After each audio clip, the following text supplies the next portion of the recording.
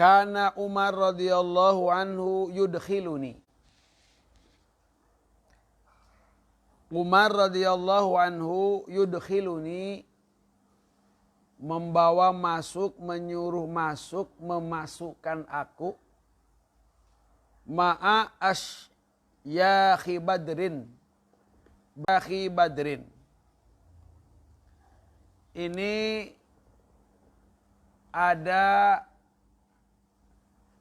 kelihatannya perkumpulan karena memang as-sabiqunal awwalun, terutama para pejuang Badar, kedudukannya itu memang istimewa. Ulangi lagi ya, ini tolong diinikan. Memang Umar bin Khattab ini kayaknya beliau ketika beliau sudah menjadi Amirul Mukminin,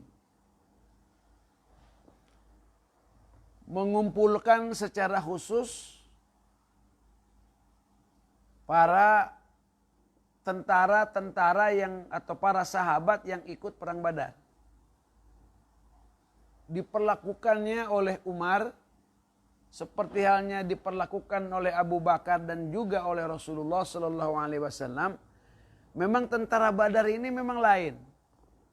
Ini sebagai pejuang pertama, orang yang ikut perang pertama di dalam Islam. Sangat dimuliakan. Malah Abdurrahman bin Auf itu memberikan hadiah khusus kepada orang atau sahabat yang ikut perang Badar. 313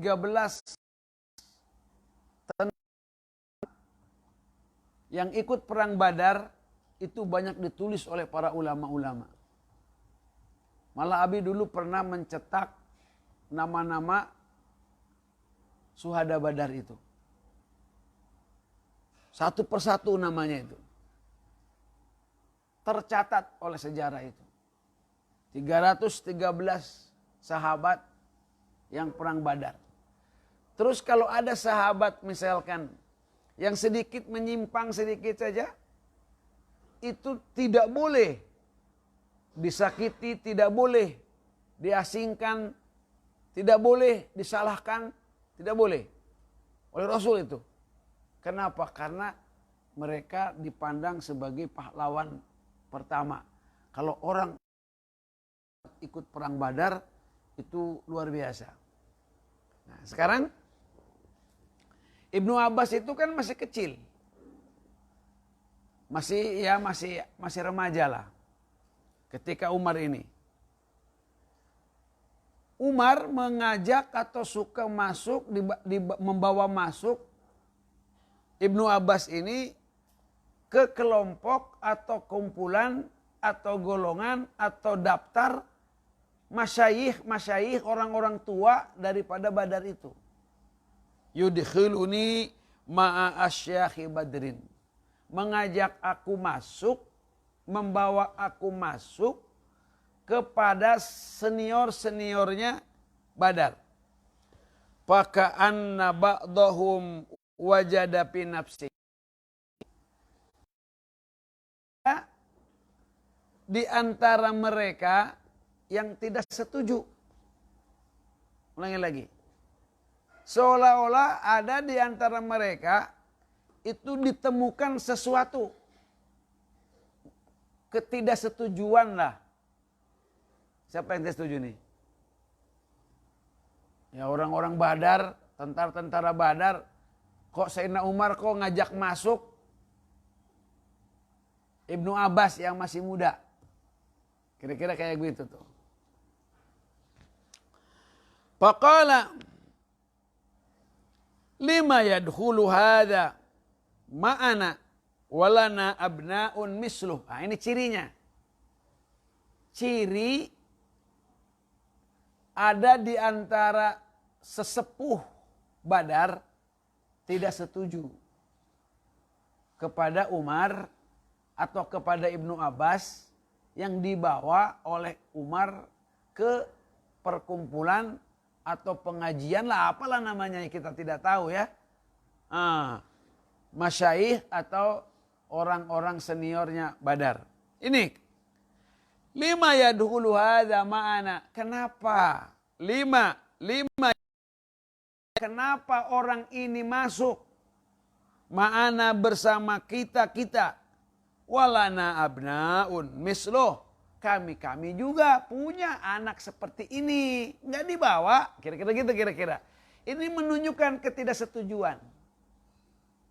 Ada di antara masyaikh atau orang-orang tua Badar itu tidak setuju kepada Ibnu Abbas yang ikut masuk bersama mereka. Kenapa anak seperti ini masuk bersama kami? Kami juga punya anak seperti ini. Faqala Umaru innahu man haitsu alimtum. Nanti juga kalian akan tahu. Ini. Dia nih. Ya, ini orang yang nanti juga kalian tahu. Apa tujuannya Sayyidina Umar ini? Ulangi lagi. Umar ini. Kenapa Sayyidina Umar membawa yang masih muda masuk ke dalam kelompok seniornya Badar? Man haitsu alimtum. Nanti juga kalian akan tahu. Pada qolani ma'ahum. Pada Umar mengajak aku. Zata yaumin, pada suatu hari. Pada qolani ma'ahum. Kemudian Sayyidina Umar itu mengajak masuk, membawa masuk. Memasukkan aku ma'ahum. Bersama mereka lagi. Ini lain lagi. Jadi memang sudah biasa ada pertemuan-pertemuan itu. Kalau mungkin kita arisan kali ya. Reunian lah. Ada reunian ke hadisnya. Dalilnya ada. Ini reunian ada. Siapa bilang? Kayaknya reunian dah kalau sekarang udah. Kalau Abi ini ada reunian haji ya. Abi mulai bawa haji itu tahun 2006. Terus. Ini sekarang ini penuh. WA Abi ini grup alumnian. Ini kayak alumnian dah. Kalau kata kita mah alumnian. Nah, pada ani zata yaumin. Sayyidina Umar mengajak aku pada suatu hari pada kholani ma'ahum. Mengajak masuk bersama mereka. Fama ra'aitu annahu da'ani yauma idzin illa liyuriyahum. Aku berpendapat Sayyidina Umar itu fama ra'aitu annahu da'ani yauma idzin, maka aku tidak berpendapat bahwasanya Sayyidina Umar mengajak aku pada hari itu illa kecuali liyuriyahum, agar dia memperlihatkan kepada mereka. Agar Sayyidina Umar ini memperlihatkan kepada mereka ini akan ada apa ini. Nggak tahu, beliau juga nggak tahu. Diajak oleh siapa? Oleh presiden. Diajak oleh khalifah. Diajak masuk. Ya masuk aja. Ya. Qala. Ma taquluna fi qaulillahi ta'ala idza jaa nasrullahi wal fath. An-Nasr. Sayyidina Umar ini nanya kepada siapa? Kepada orang-orang tua tentara Badar ini. Nanya gini, apa yang kalian tahu? Bagaimana pendapat kalian mengenai idza jaa nasrullahi wal fath? Berarti ini arisannya ngaji ini berarti ini ya. Iya. Pengajian ini. Ada dialog, materinya apa? Materinya apa? Tafsir berarti ini. Materinya tafsir. Bagaimana pendapat kalian mengenai firman Allah, idza jaa nasrullahi wal fath. Kalau khalifahnya kayak Umar begini ya, Masya Allah, kumpulannya pengajian. Tanya ini gimana pendapat kalian mengenai idza jaa nasrullahi wal fathu, qala ba'dhum. Sebagian mereka berkata, amarona nahmadullaha firuhu idza nasarana. Allah memerintahkan kita. Nahmadullah, kita harus memuji Allah. Wa nastagfiru, dan kita harus beristighfar kepada Allah. Idza nasarana, apabila Allah menolong kami. Kalau Allah menolong kita, wa fataha alaina, dan memberikan kemenangan. Jelas itu. Ya. Kalau sepintas kan ayatnya memang seperti itu. Dan mungkin kita juga sekarang ini yang belum tahu kayak begitu emang. Ya. Idza jaa nasrullah, apabila datang pertolongan Allah, wal fath, dan kemenangan. Kemudian ujungnya apa? Fasabbih bihamdi rabbika wastaghfirhu, itu memang begitu. Hendaklah kalian bertasbih bihamdi rabbika, dengan bertasbih kepada Tuhanmu, wastaghfirhu, dan memintakan ampun. Maka maknanya kata mereka, sahabat-sahabat ahli Badar yang senior yang sudah sepuh itu, mereka bilang, apa maknanya ini? Kata saya, maknanya adalah Allah Subhanahu wa taala memerintahkan agar kita ini bertahmid kepada Allah, agar kita ini beristighfar jika apabila Allah memberikan pertolongan kepada kita. Allah memberikan kemenangan kepada kita. Wasakata ba'duhum. Sakata diam. Ba'duhum sebagian mereka tidak berpendapat. Falam yakul syai'an, tidak mengucapkan apa-apa. Oleh Umar, yang lain gimana? Ada yang lain? Tidak. Tidak berpendapat. Karena ini urusannya masalah apa? Masalah tafsir Al-Quran. Tidak sembarangan orang bicara. Tidak ada lagi yang bicara. Faqolali. Kemudian beliau, siapa beliau? Sayyidina Umar berkata kepadaku, bertanya kepadaku, akadzalika taqulu ya ibn Abbas? Akadzalika, apakah demikian? Taqulu, engkau mengatakan, engkau berpendapat, ya Ibnu Abbas, wahai Ibnu Abbas? Faqultu, maka aku menjawab, la. Ya. Tidak, kata Ibnu Abbas nih, anak muda nih. Tidak, katanya. Dia berani mengatakan tidak kalau tidak berkenan di hati. Berani dia mengatakan tidak, walaupun bertentangan dengan kebanyakan orang-orang sepuh lagi, orang-orang terhormat lagi. Tidak, katanya. Pamatakul, apa yang kamu katakan? Pendapat kamu. Qultu, aku katakan, jalur Rasulullah sallallahu alaihi wasallam. Ini ayat ini berkenaan dengan ajalnya Rasul, dengan saat-saat kematian Rasulullah sallallahu alaihi wasallam. Coba kalian tahu dari mana coba itu? Nasrullah wal fath, apabila telah datang pertolongan Allah dan kemenangan, itu ayat berkenaan dengan ajal Rasul. Dengan Rasul, saat-saat perpisahannya Rasul dengan para sahabat. Allahu Akbar walillahilham. Dari mana itu? Itulah Ibnu Abbas, sahabat yang didoakan oleh Rasul agar ia itu tahu tentang takwil. Itulah Ibnu Abbas yang digelari oleh para sahabat, oleh umat Islam ini menjadi turjumanul Quran. Dia adalah seorang ahli tafsir, seorang yang hafal, yang mengerti tentang Quran, tafsirnya dan takwilnya.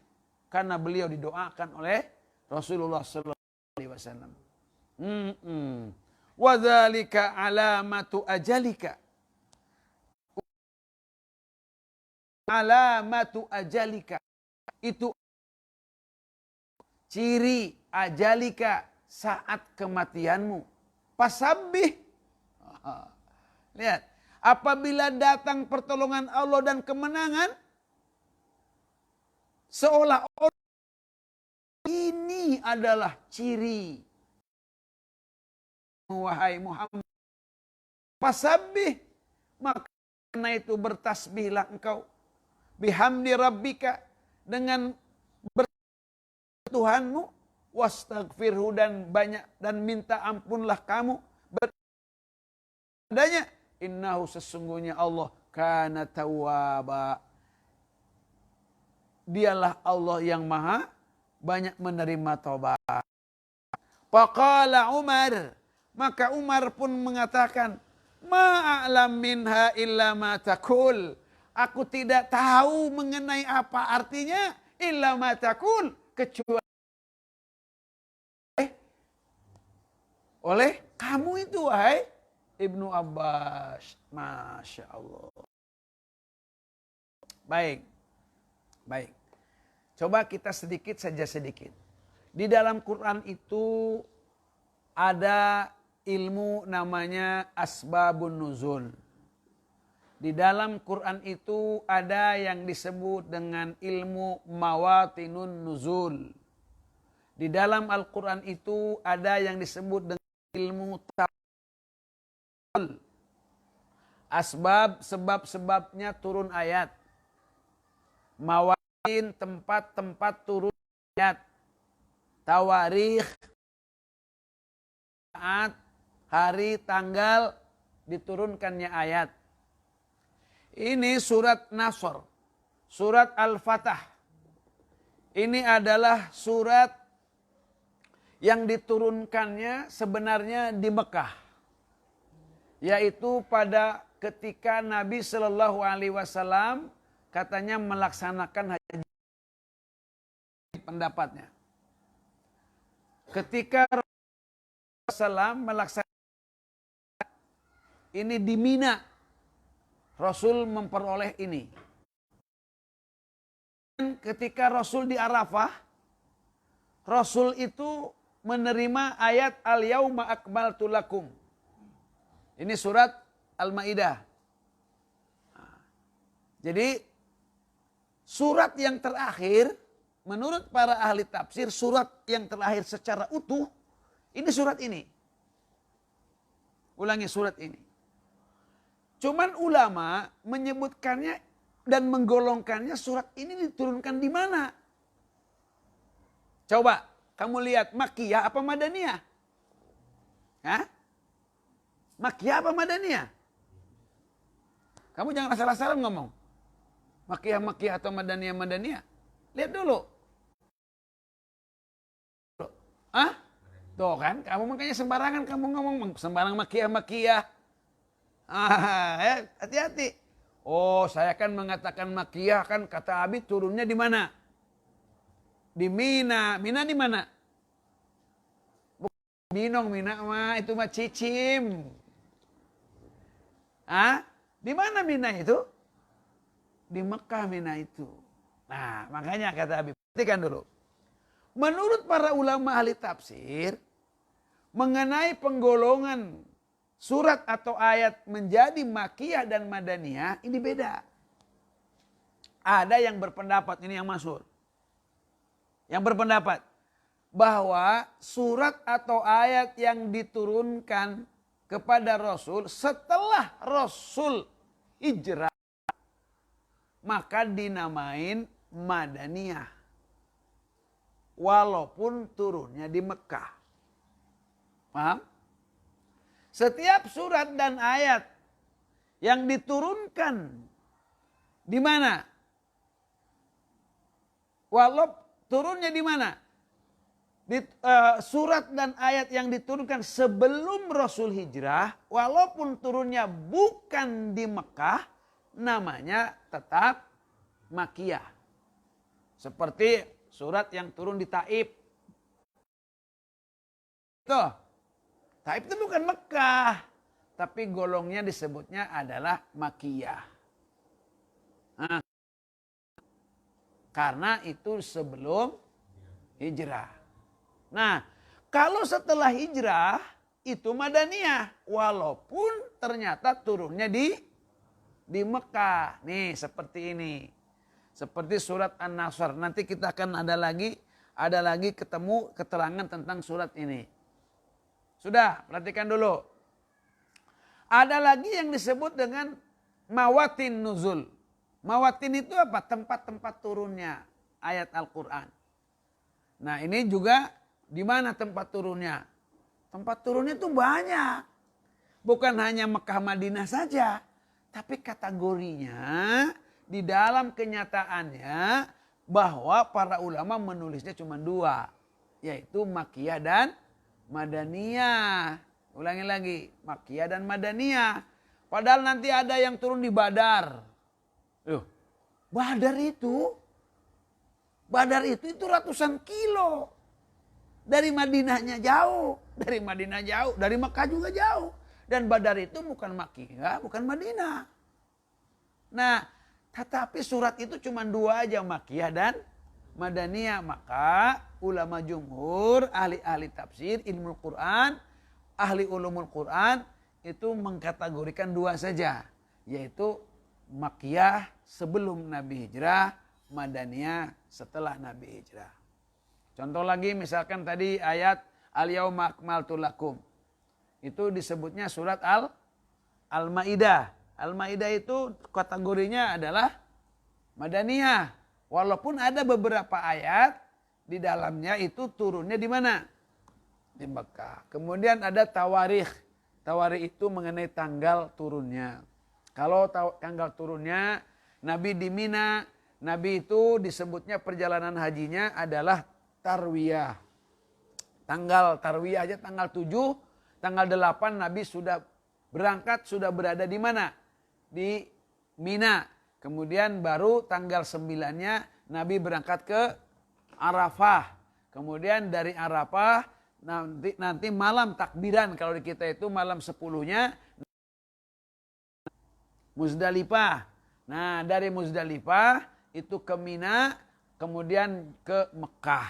Itu perjalanannya. Di situ nanti ada beberapa ayat yang turun. Di antaranya ada ayat yang turun tadi Al-Yauma akmaltu lakum. Kemudian ada ayat laqad ja'akum rasulun min anfusikum. Surat At-Taubah ayat terakhir. Kemudian ada lagi ayat wattaqu yauman turja'una fihi ilallah. Al-Baqarah ayat 128. Kira-kira 128. Nah, itu nanti akan ada nanti ceritanya setelah nanti kita kaji hadis yang berikutnya. Wallahu alam bissawab.